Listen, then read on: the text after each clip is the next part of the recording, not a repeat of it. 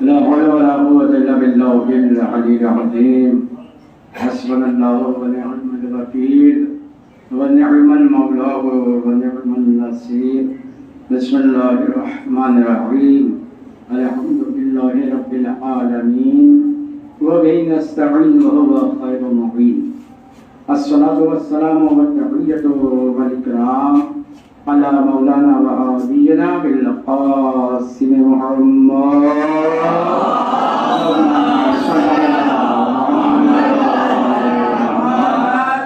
وآله الطيبين الطاهرين المعصومين المظلومين لا سيما على بقية الله في الأرضين إمام المنتظرين. اللهم عجل في ظهور إمامنا المهدي وجعلنا من عوان وانصار.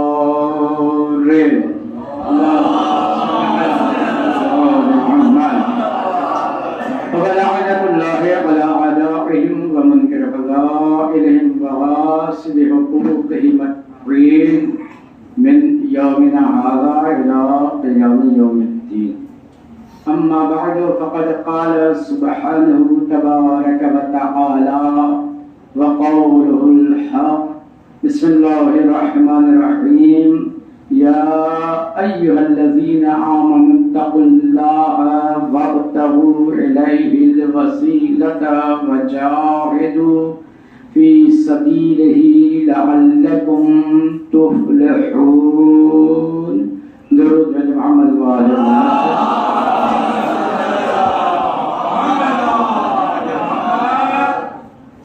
محترم.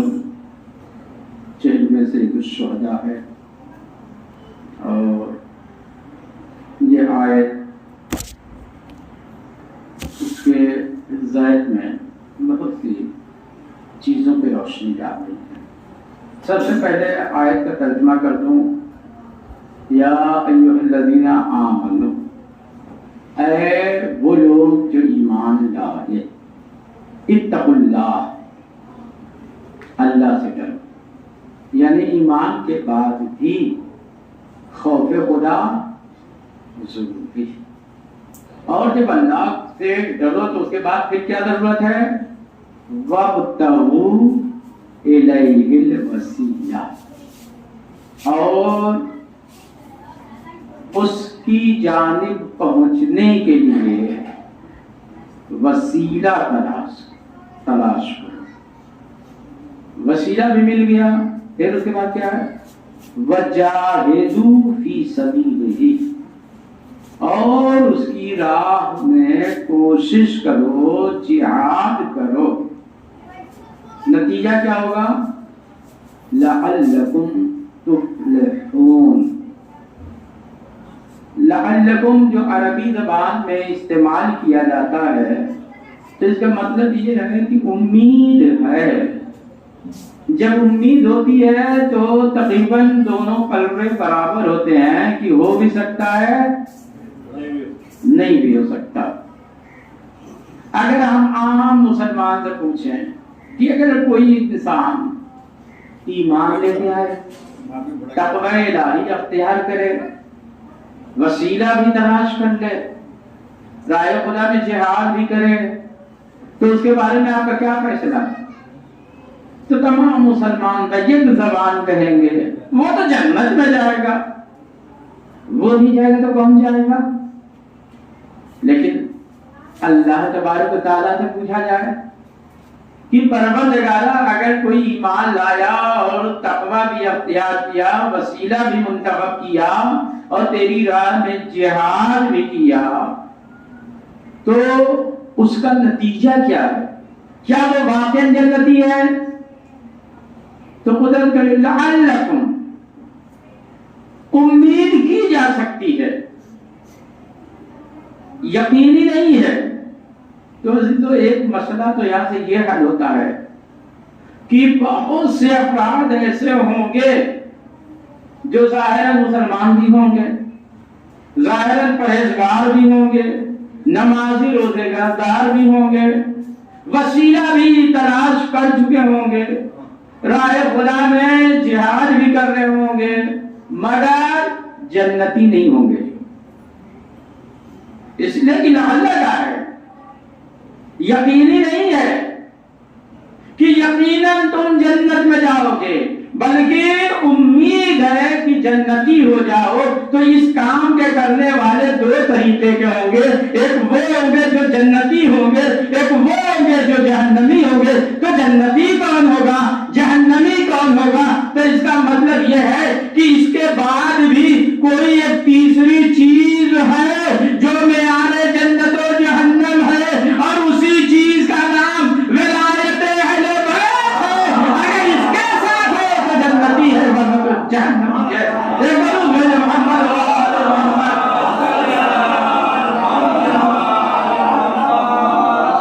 یا الذین آمنوا، اے وہ لوگ جو ایمان لائے، اتقوا اللہ، تقوی الہیہ اختیار کرو۔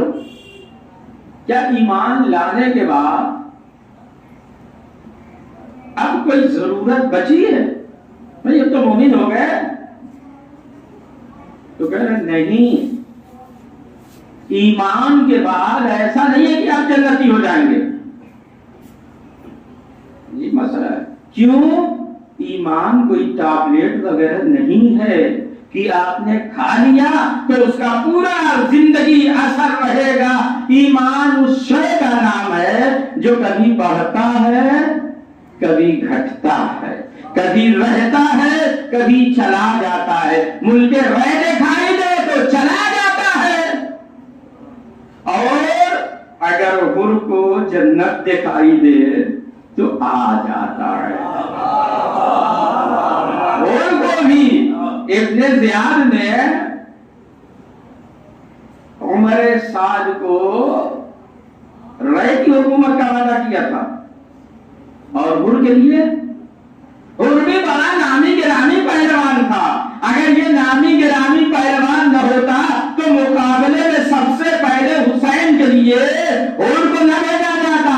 راستہ روک کر کے مدینہ، راستہ روک کے شام تک لے جانے کے لیے جو ذمہ داری دی گئی تھی وہ حر کو دی گئی تھی، اور کسی کمزور کو ذمہ داری نہیں دی جاتی۔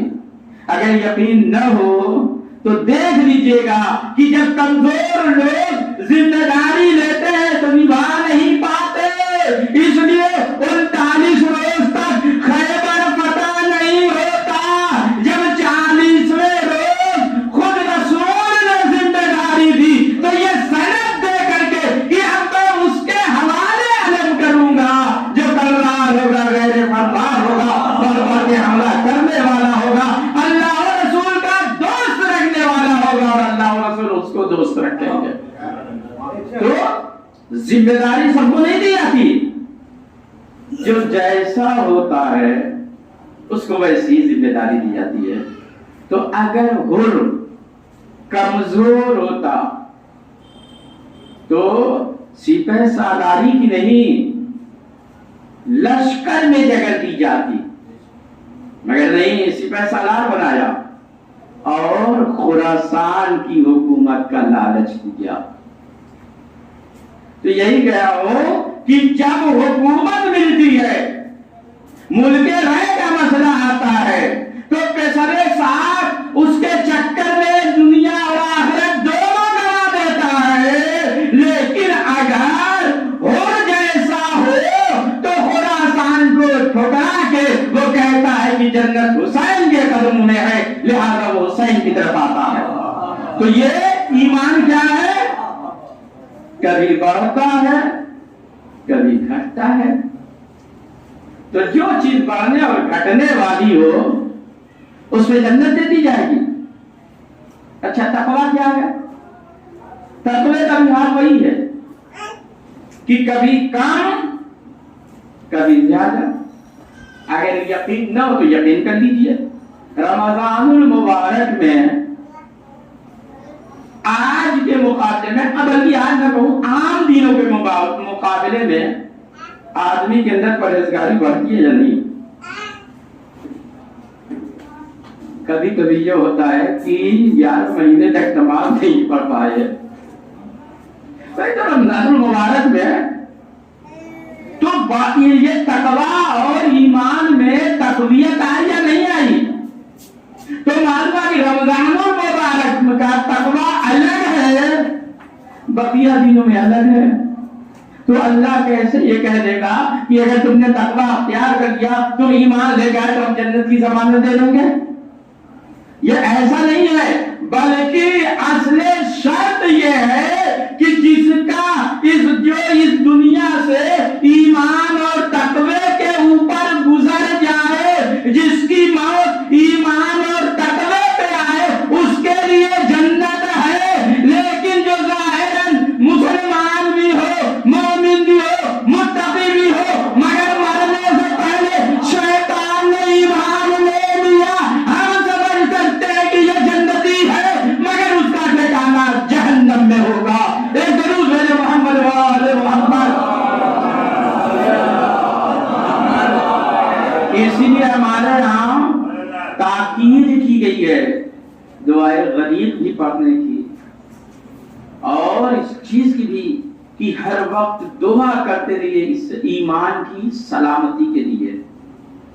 شیطان ہر روز نہیں بہکاتا، لیکن جب انسان اس دنیا سے جانے لگتا ہے تب اس کا جو ہے کام سخت ہو جاتا ہے، بہت کوشش کرتا ہے، اس لیے وہ جانتا ہے یہی وہ لمحہ ہے، یا اس پار یا اس پار، اگر یہ ہمارا شکار ہو گیا تو ہمارے ساتھ، اور اگر بچ گیا تو پھر نکل گیا۔ تو تقویٰ اور ایمان یہ دونوں چیزیں ایسی ہیں کہ جس میں کمی اور زیادتی ممکن ہے، لہذا اس کی وجہ سے کبھی بھی آدمی کو جنت نہیں دی جا سکتی۔ ایک مسئلہ یہ ہے کہ پہلے اللہ نے کہا ایمان لاؤ، اس کے بعد کیا کرتا تقویٰ اختیار، اس کے بعد وَابْتَغُوا إِلَيْهِ الْوَسِيلَةَ، یعنی وسیلہ پہلے کہہ دیتا اللہ یہ میرے بندے تم وسیلہ تلاش کرو، اس کی مدد سے ایمان بھی لے کے آنا، اس کی مدد سے تقویٰ بھی اختیار کر لینا، مگر ایسا نہیں ہے۔ کیوں؟ اس لیے کہ اگر وَابْتَغُوا إِلَيْهِ الْوَسِيلَةَ پہلے آ جاتا تو ہر آدمی اپنی طبیعت کے اعتبار سے، اپنی پسند کے اعتبار سے وسیلے تلاش کرتا۔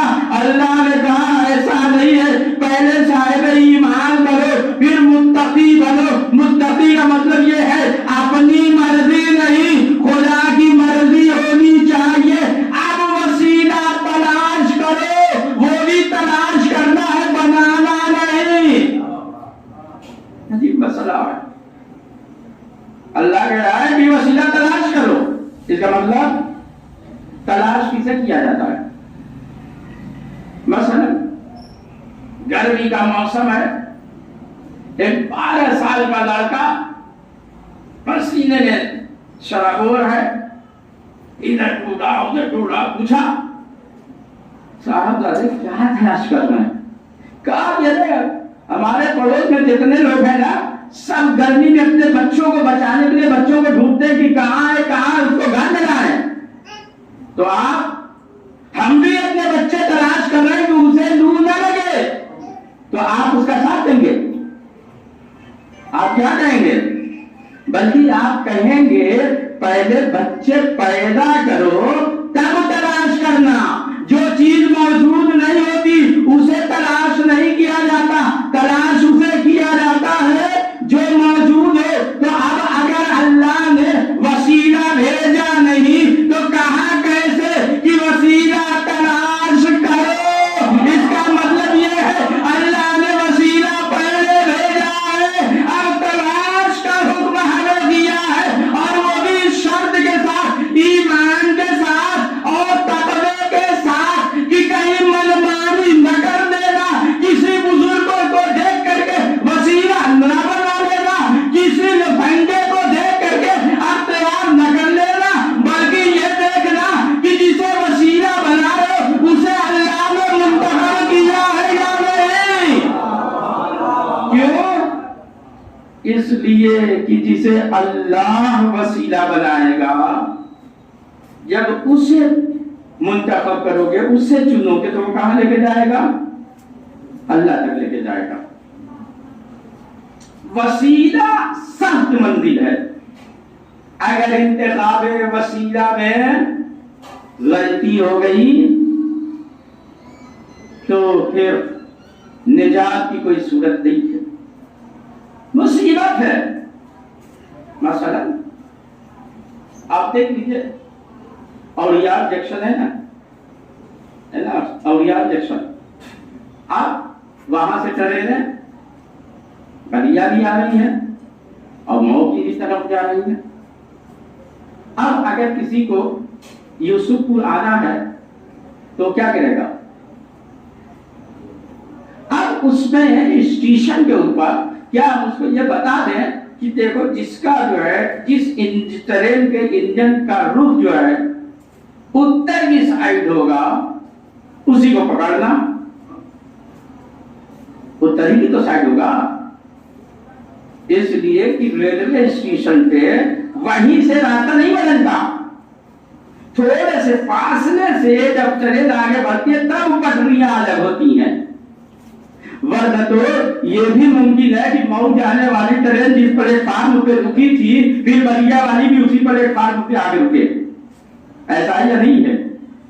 تو اب اگر ہم نے یہ کہہ دیا کہ انجن کا رخ دیکھ لینا، اگر اتر کی سائڈ ہے تو بیٹھ جانا، اور بیٹھ بنا سے معلوم ہے کہ ایک ساتھ نے ٹکٹ دیا اور یوسف پور کے لیے بیٹھے، دیکھ لیا کہ انجن کا رخ کدھر ہے، آپ بیٹھے، اب ٹرین چلی، ماں سادات جکھنیاں دلپور ٹی ٹی آ گیا اتنے میں، اس نے کیا کہا؟ میں ٹکٹ دکھاؤ، تو جس کے پاس ٹکٹ ہوتا ہے بڑے روب سے دکھاتا ہے، اب جیسے ہی ٹکٹ دیا ٹی ٹی کو، ٹی ٹی ایک مطلب یہ دیکھے گا ان کی صورت، کہاں آپ کے اوپر پلانٹی لگے گی، کس چیز کی؟ بھیا میں نے ٹکٹ دیا ہے، انجن کا رخ دیکھا ہے کہ اس کا رخ اتر کی جانب تھا، تب میں بیٹھا ہوں، بغیر سوچے سمجھے نہیں بیٹھا ہوں، تو ٹی ٹی کیا کہے گا؟ ارے ٹھیک ہے مگر آپ غلط ٹرین میں بیٹھے ہیں، غلط جگہ آ گئے تو اب آپ کو فائن بھرنا پڑے گا، حالانکہ بڑا اچھا سفر کے لیے وسیلہ ٹرین ہے، مگر اس میں بھی اگر غلط پکڑ لیا تو ٹکٹ کے بعد بھی آپ کو جرمانہ اور فائن دینا پڑے گا۔ اب سمجھ میں آیا کہ انتخاب وسیلہ کے لیے ضروری ہے کہ جہاں جانا ہے وہیں کی سواری پکڑو۔ اے مسلمانوں، اب بتاؤ کہ تمہیں کہاں جانا ہے؟ اگر جنت میں جانا ہے تو رسول سے پوچھو کہ جنت تک کون پہنچائے گا۔ نبی فرماتے ہیں الحسن والحسین سیدا شباب اہل الجنہ، حسن اور حسین جنت کے جوانوں کے سردار ہیں۔ اب جنت اسی کو ملے گی جو حسین کے ساتھ ہوگا، جو حسین کو چھوڑ دے گا وہ بھٹکا ہوا ہے، جہنم کے علاوہ کہیں ممکن نہیں ہے۔ ایک بار میرے محمد وآل محمد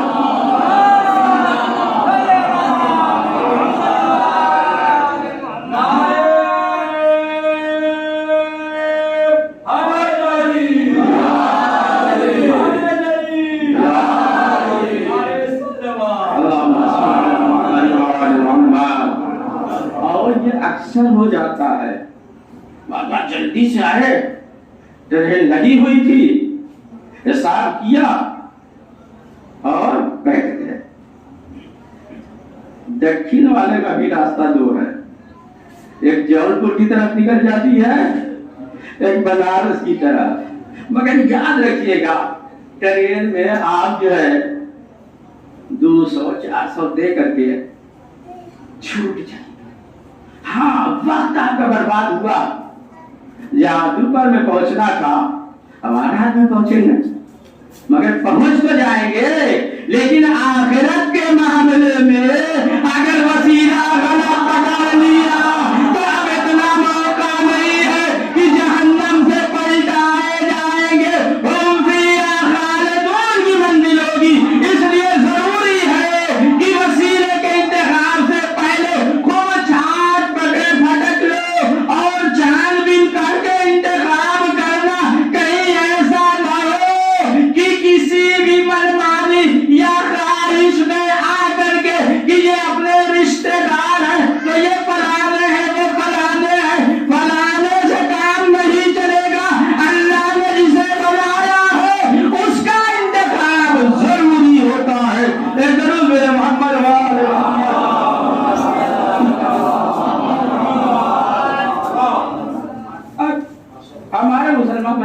جل جائے کہ یزید جنت میں جائے گا؟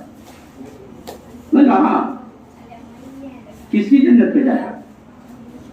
دجال والی. دجال بھی تو جنت جہنم لے جائے گا، تو یزید دجال والی جنت میں جائے گا. وہ دلیل کیا کہتے ہیں؟ کہتے ہیں کہ رسول اللہ نے فرمایا کہ جو بھی جنگ قسطنطنیہ میں شریک ہوگا وہ جنتی ہوگا. سمجھ میں نہیں آتا کہ رسول اللہ جو ہے قرآن کو عام کرنے آئے تھے یا قرآن کی مخالفت کرنے آئے تھے. قرآن کیا کہہ رہا ہے کہ جو جنگ میں شریک ہو جائے وہ جنتی ہے. ارے اتنی شرطوں کے بعد بھی تو اللہ کہہ رہا ہے شاید جنت میں چلے جاؤ. تو جب اللہ صریحاً نہ کہے تو رسول اللہ کیسے کہہ سکتے ہیں؟ ممکن ہی نہیں ہے. اس لیے کہ قرآن نے کہا وما تشاءون الا ان یشاء اللہ. اے محمد آپ کچھ بھی نہیں چاہتے مگر وہی جو خدا چاہے. تو خدا نے اعلان کر دیا ایمان کافی نہیں ہے، تقویٰ کافی نہیں ہے، وسیلہ کافی نہیں ہے، جہاد کافی نہیں ہے. ممکن ہے کہ خلوص نیت سے ہو. اور ہمارا مسلمان بھائی کیا کہہ رہا؟ چلا جائے. اچھا اگر یہ بھی جنت میں چلا جائے گا تو ہماری جگہ لے لے گا. میں تو دعا کرتا ہوں یا اللہ تیری جتنی مخلوق ہے سب جنت میں جائیں، چاہے وہ یہودی کے گھر پیدا ہوں یا عیسائی کے گھر پیدا ہوں، مسلمان کے گھر پیدا ہوں، کافر کے گھر پیدا ہوں. جس کے گھر بھی جتنے تیرے بندے پیدا ہوئے وہ سب جنت میں چلے جائیں. اور آپ لوگوں سے کہوں گا کہ آمین کہیے. کیوں؟ اگر سب جنت میں جائیں گے تو ہم لوگوں کی جنت چھوٹی ہو جائے گی. تو ہم تو سلیمان نہیں ہیں. ہم اہل بیت کے غلام ہیں، ہم سلیمان نہیں ہیں کہ تو اکیلے پروردگارا مجھے ایسی حکومت دے کہ میرے بعد کسی کے لیے نہ ہو. یہ بھی نبی ہے مگر دل تنگی کی بھو آتی ہے کہ اب میرے پاس کسی کو نہ دے. اللہ کو نہ دیا. ہم ایسے نہیں ہے. ہم کہتے پروردگارا تمام انسانوں کو جنت میں بھیج دے. بھائی آپ بھی کہہ رہا ہوں کہ دعا کیجئے. البتہ یہ ہے کہ جب ہم یہ دعا کریں کہ تمام انسانوں کو اللہ جنت میں بھیجے، چاہے وہ جس مذہب میں بھی پیدا ہوا ہو، ہمیں کسی سے دشمنی نہیں. جنت میں ہماری جگہ کم نہیں ہوگی. جنت کو برابر لانے والا خدا ہے. ہاں جب آپ یہ دعا کریں گے تو ذہن میں ایک بات آنی چاہیے کہ جنت میں جانے کے لیے کوئی شرط ہے. تو جب ہم یہ دعا کریں گے کہ سب جنت میں جائے تو پھر پروردگارا توفیق دے گا کہ جو شرط ہے وہ سب کے اندر آ جائے. جب سب مومن والے بیت والے ہو جائیں گے تو پھر کوئی جنت نہیں روکے گا. تو ہم کیوں ایسی بات کر رہے ہیں؟ یہ بڑے ہمدرد ہیں. سمجھ میں نہیں آتا کہ واقعی تمہارے مسلمان بھائی کو سوچنا چاہیے کیا رسول اللہ کے پاس میں غیب تھا یا نہیں تھا؟ بڑی مصیبت ہے جب اہل بیت کی بات آتی ہے تو رسول اللہ کے پاس میں غیب نہیں آتا، اور جب غیروں کی بات آتی ہے رسول نے یہ کہا ہے. رسول اللہ نے نہیں کہا کہ حسن اور حسین جنت کے جوانوں کے سردار ہیں. تو جب کہا ہے تو قتل حسین کہاں سے جائز ہے؟ مگر نہیں سمجھ میں آتا. جن کی کوئی اوقات اور حیثیت نہیں ہے یا جانے دیجیے. جب اللہ نے انہیں توفیق نہیں دی، توفیق کو سلب کر دیا، تو اب آپ کے بلند کرنے سے وہ بلند نہیں ہوں گے. بلند ہونے کے لیے علی ہونے کی ضرورت ہے. جو علی نہیں ہے وہ پست ہی رہے گا چاہے ساری دنیا مل کے بلند کر دے. کیا یہ ممکن ہے کہ اگر ساری دنیا کے لوگ مل کر کے آم کو امرود کہنے لگے تو آم امرود ہو جائے گا؟ یہ ممکن ہی نہیں ہے.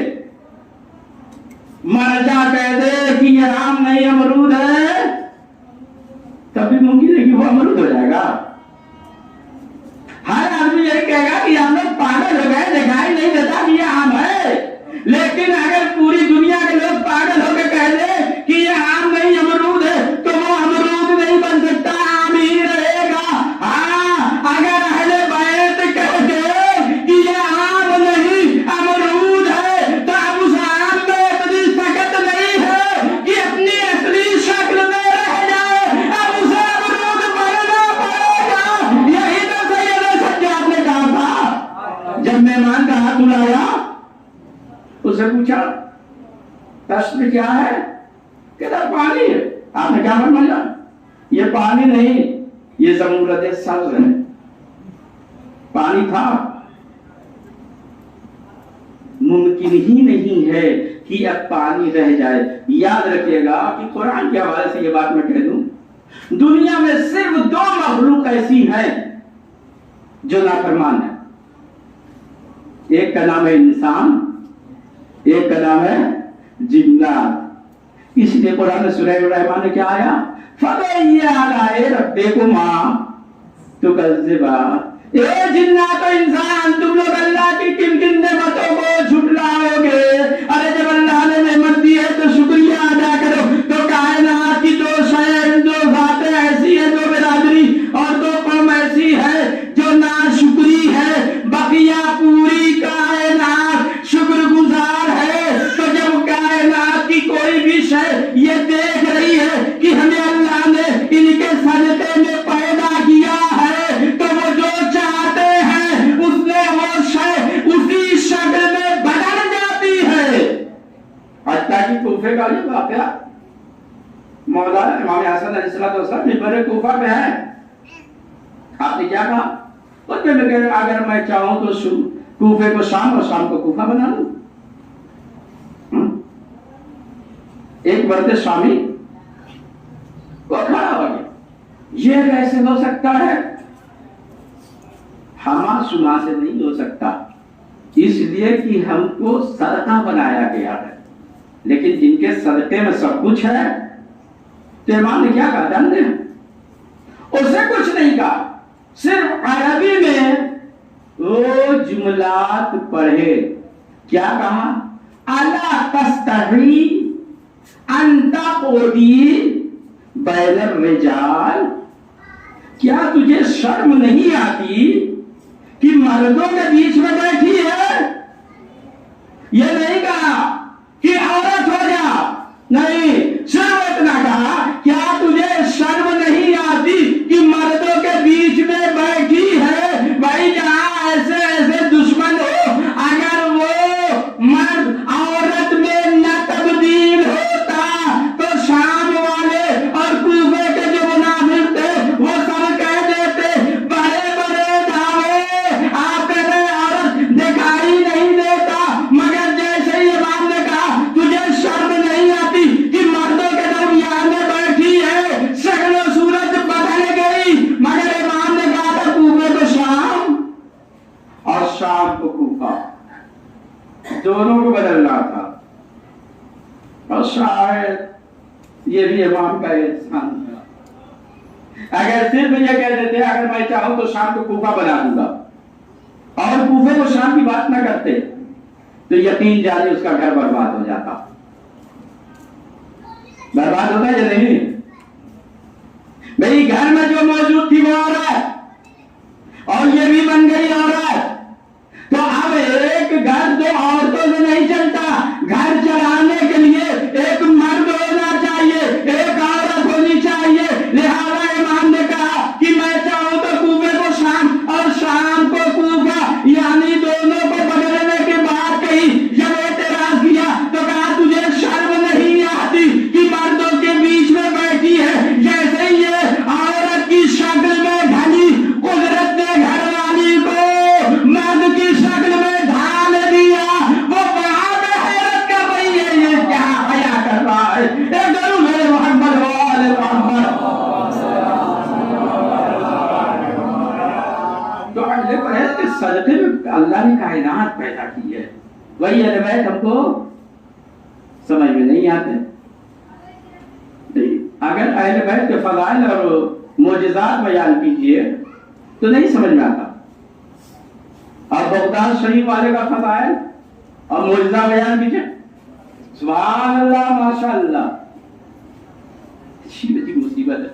ہمارے مسلمان بھائی کہتے ہیں نا کہ رسول اللہ نے فرمایا تھا کہ میری نسل سے ایک بندہ پیدا ہوگا جس کا نام عبد القادر جیلانی ہوگا، اس کے قدم ولیوں کے جوش پہ ہوں گے.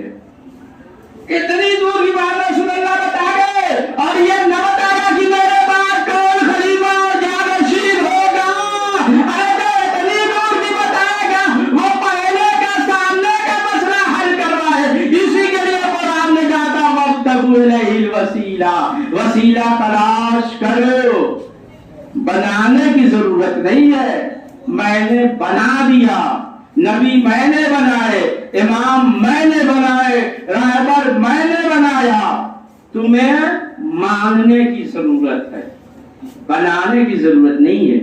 وجہ کیا ہے؟ پروردگار ارے ہم کو بھی ایک موقع دے دے، ہمارا قد بلند ہو جائے گا. تو اللہ کیا جواب دے گا؟ دے دو موقع، لیکن یاد رکھنا تم جب بناؤ گے کسی کو تو جیسے ہو ویسا ہی بناؤ گے، اور جب میں کسی کو بناؤں گا تو میں جیسا ہوں ویسا ہی بناؤں گا.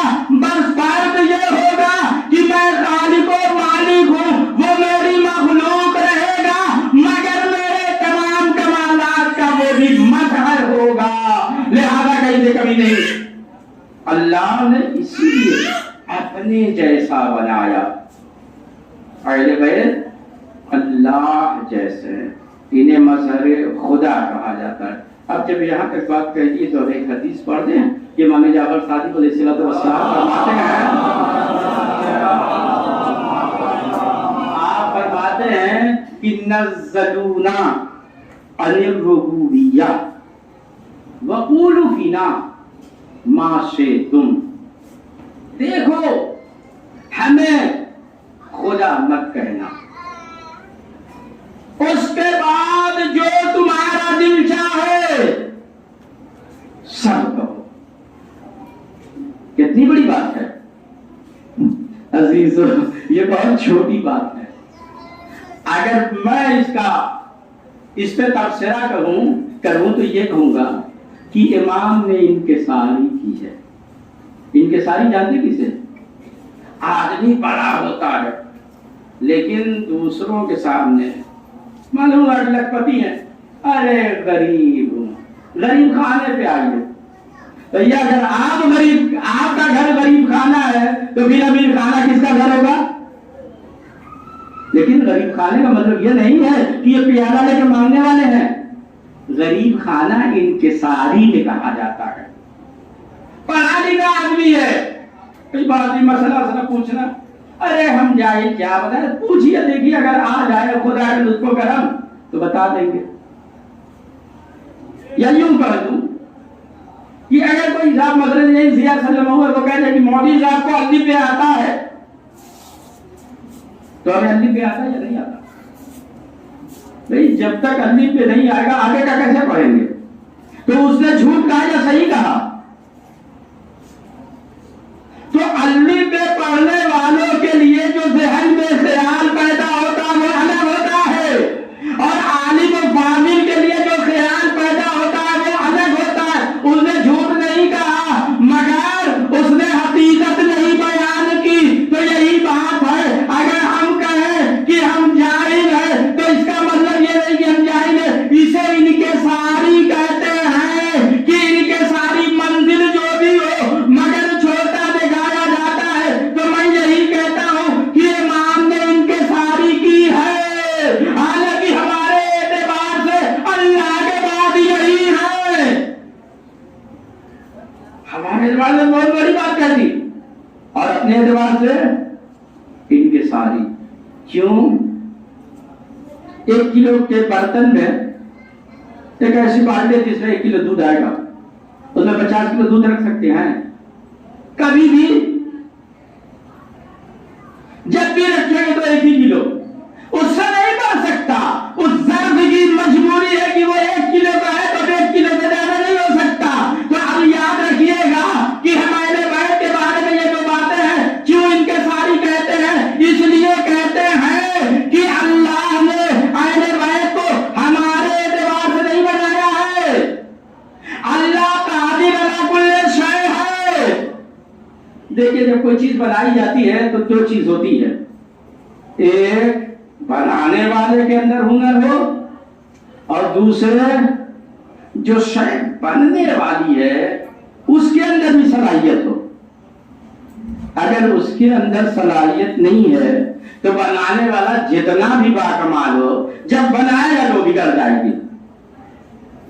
تو جیسا چاہتے ہیں ویسا کب بنے گا کہ جب ہمارے اندر بھی یعنی بنانے والے کے اندر بھی کمال ہے اور بننے والے کے اندر بھی مکمل صلاحیت ہو، تو پھر جیسا وہ چاہے گا ویسا بنا لے گا.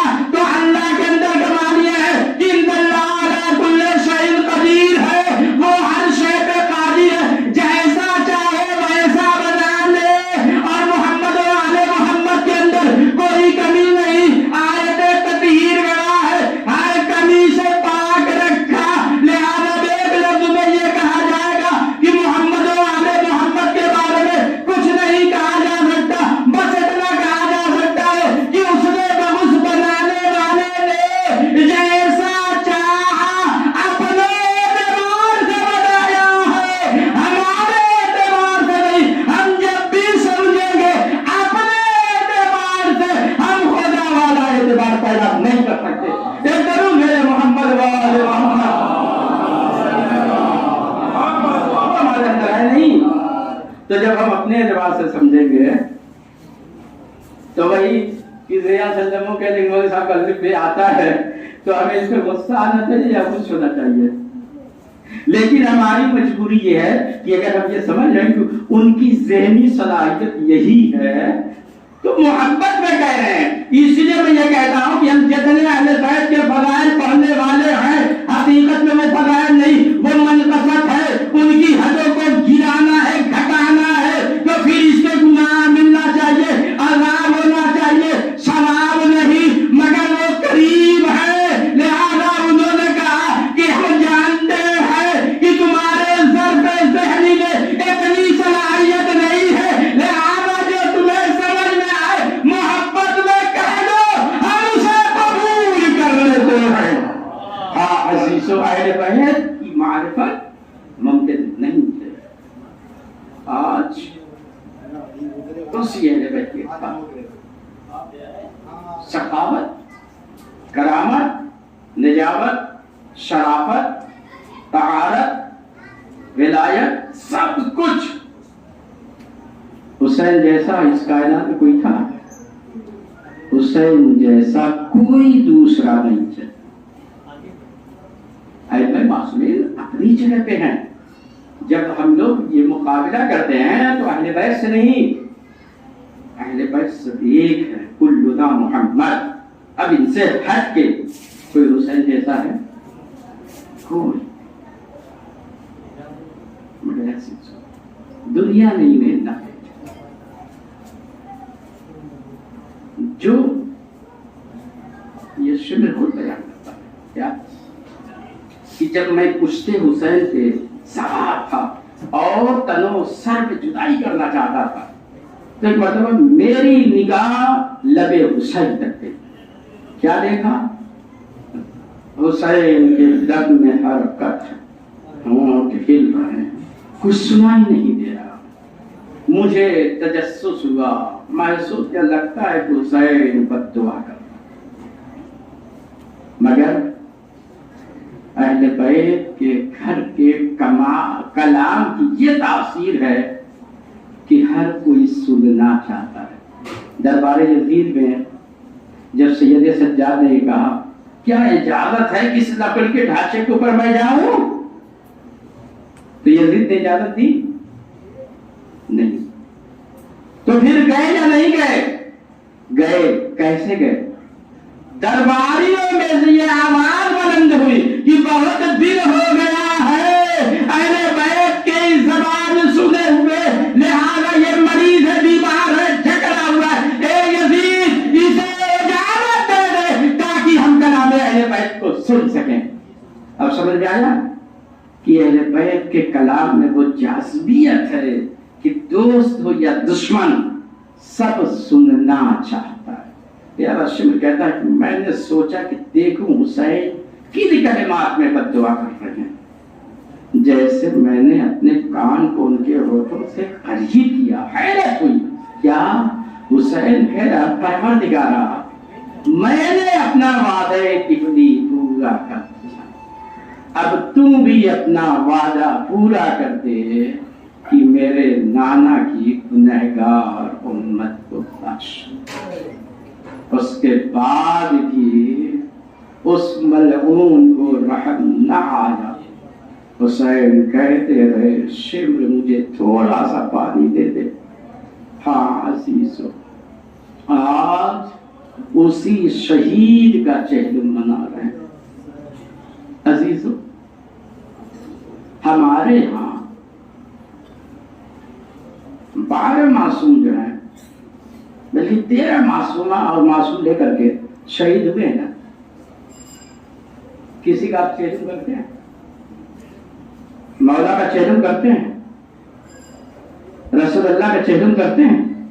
तारीख शहादत आती है, मजलिस कर दी जाती, किसी का चेहलुम नहीं किया जाता। मगर ये हुसैन गरीब का नाम है जिसका हर साल चेहलुम किया जाता है। वजह क्या है?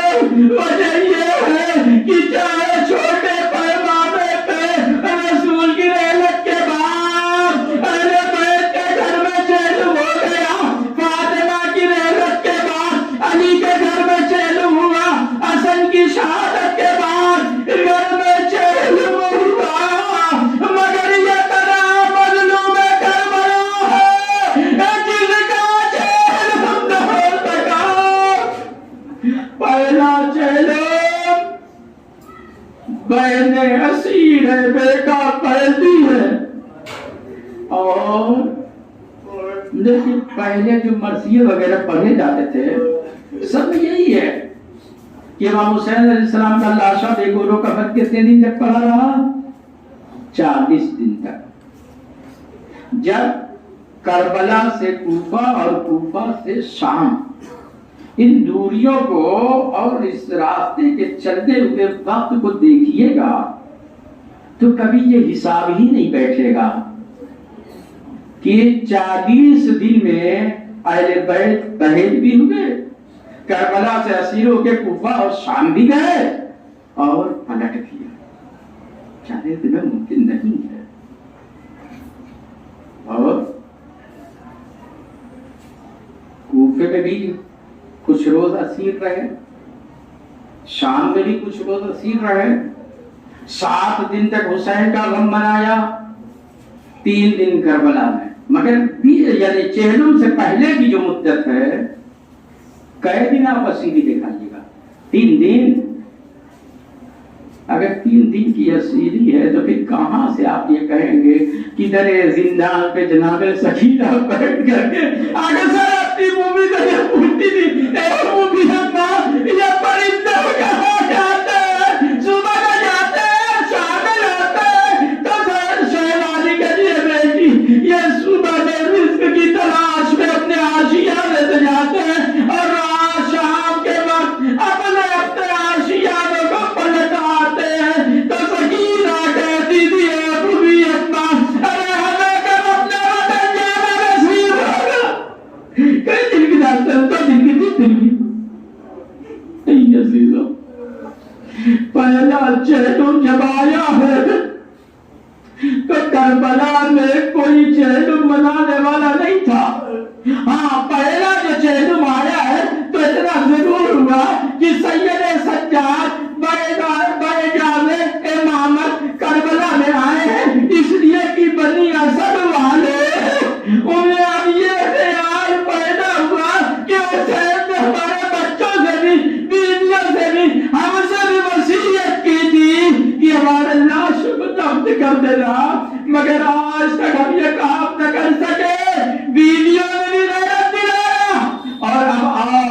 جیسے ہی وہ سب دفن حسین کے لیے آئے چہلم کے روز، تو سید سجاد باجاز امامت کربلا میں آئے۔ جیسے ہی کوفے کی جانب سے غرد نمودار ہوئی، بنی اسد والے اپنے آپ کو چھپانے لگے۔ ہاں یہ قائد تھے، اور کیوں قائد تھے؟ اس لیے کہ بنی اسد والوں کو یہ احساس ہے اگر کوئی یزیدی جاسوس ہوگا تو ہمارے گھر میں اجاڑ دیا جائے گا، جو فرزند رسول کے قتل میں دریغ نہ کرے وہ ہمارے قتل سے دریغ کیوں کرے گا؟ مگر جب سید سجاد آیا، بنی اسد والوں آئے، میں بھی تمہاری مدد کے لیے آیا ہوں، میں تمہارے زمانے کا امام ہوں۔ تو بنی اسد کے لوگ آئے، سامنے آ گئے، اور اب امام ایک ایک لاشے کو بتاتے جا رہے ہیں، یہ فلاں کا لاشا ہے، اس کو فلاں جگہ پہ دفن کیا جائے، یہ فلاں کا لاشا ہے، اس کو فلاں جگہ پہ دفن کیا جائے۔ ایک ایک لاشے کو دفن کرواتے رہے، حتیٰ کہ دریا کی جانب بھی گئے، وہاں ٹکڑوں میں لاشا پڑا ہوا تھا، اسے بھی دفن کرا دیا۔ مگر عزیز، اب جب بنی اسد والوں میں یہ محسوس ہو گیا کہ تمام لاشیں دفن ہو چکے ہیں، تو ایک مرتبہ اجازت لینا چاہتے ہیں۔ تو امام جان کیا کہتے ہیں؟ اے بنی اسد کے لوگوں، سید سجاد بہت غریب ہے، اگر تم سے ممکن ہو تو ایک چٹائی لا کے دے دو۔ پوچھا یہ کیا ہوگا؟ کہا نشے کے پاس لے کے آؤ۔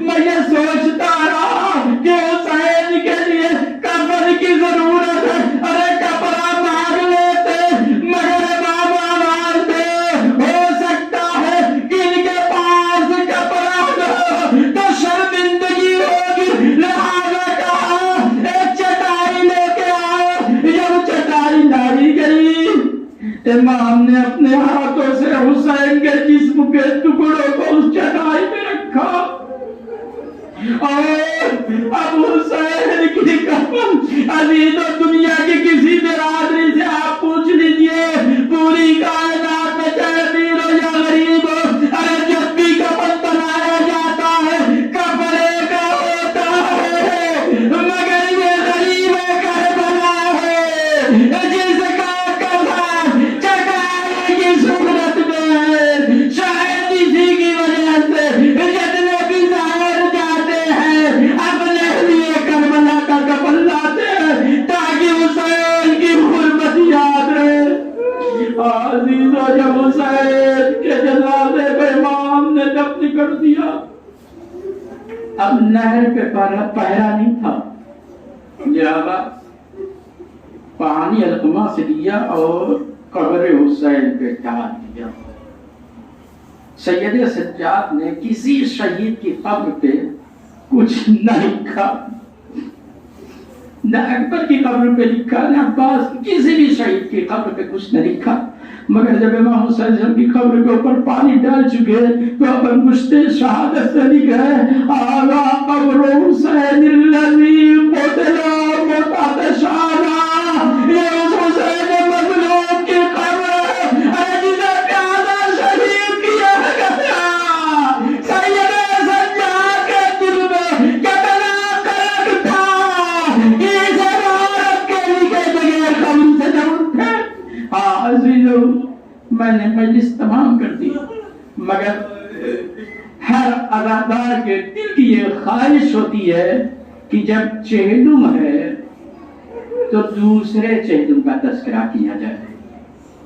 دوسرے چہلم میں پہلا غائب جابر بن عبداللہ الانصاری، مدت کے بعد جو مدینے سے چلے ہیں، اور اہل حرم رہائی کے بعد شام سے چلے ہیں۔ جناب جابر بن عبداللہ انصاری آتے ہیں، فرات میں غسل کرتے ہیں اور اپنے غلام عطیہ سے کہتے ہیں کہ عطیہ مجھے قبر حسین تک لے چلو۔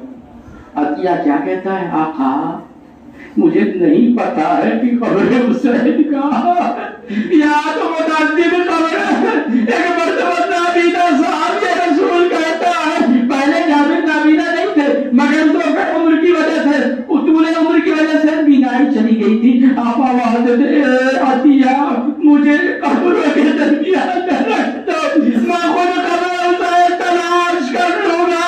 قبروں کے درمیان نہ رکھا، آواز دیا السلام علیکم یا ابا عبداللہ، اے فرزند رسول، اے جابر کا سلام قبول ہو۔ اور پھر آپ کیا میرا امام حسین سے خطاب کر رہے ہیں، اور پھر خود ہی کچھ دیر کے بعد کہتے ہیں اے فرزند رسول، ارے جابر پکار رہا ہے مگر آپ جواب نہیں دے رہے ہو۔ ایک مرتبہ جابر نے خود سے کہا اے جابر، ارے حسین کیسے جواب دے، جسم تن سے جدا ہے، سر تن سے جدا ہے، ارے سر کہیں ہے، جسم یہاں ہے، سر کے ذریعے سے آواز دی جاتی ہے۔ الغرض جابر قبر حسین پہ پہنچے، قبر حسین سے لپٹ کے فریاد کر رہے تھے کہ اسی اثنا میں ایک مرتبہ قبر لرزی، آواز آئی ہے جابر، ارے میری قبر سے دور ہو جا۔ جابر نے طرف کے کہا اے مولا، ارے کیا کوئی غلطی ہو گئی، کوئی گستاخی ہو گئی؟ آواز آئی نہیں جابر، اے جابر، زندان شان سے میری بہن چھوڑ کے آ رہی ہے، میری قبر پہ فریاد کرے گی۔ اے جابر، حسین کو گوارا نہیں کہ میری بہنوں کی آواز سنو۔ آج جو قبر حسین پہ چونکہ غازی کا عالم بھی ہے، لہذا 1 منٹ کا اور مسائل پڑھ دوں کہ قبر حسین پہ حسین نے گریہ کیا، اور جب گریہ کر چکی تو ایک مرتبہ غازی سے کہتی ہے بیٹا مجھے اپنے چچا کی قبر پہ لے چلو۔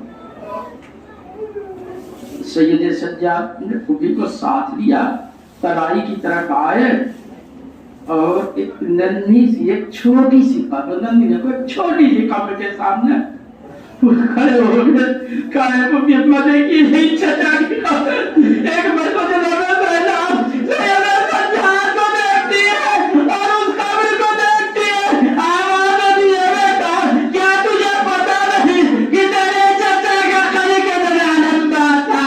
ارے جب گھوڑے پہ سوار ہوتے تھے تو قدم زمین میں کھٹکھاتے تھے، یہ کیسے ممکن ہے؟ امام نے سر جھکا کے کہا اے بوبی اماں، چچا کی شہادت کے بعد دشمنوں نے چچا کے جسم کے ٹکڑے ٹکڑے کر دیے، اور جب دم کرنا ہوا تو لاش کے ٹکڑوں کو اکٹھا کر کے میں نے دفن کیا۔ انا للہ و انا الیہ راجعون۔ رب قضاء و تسلیم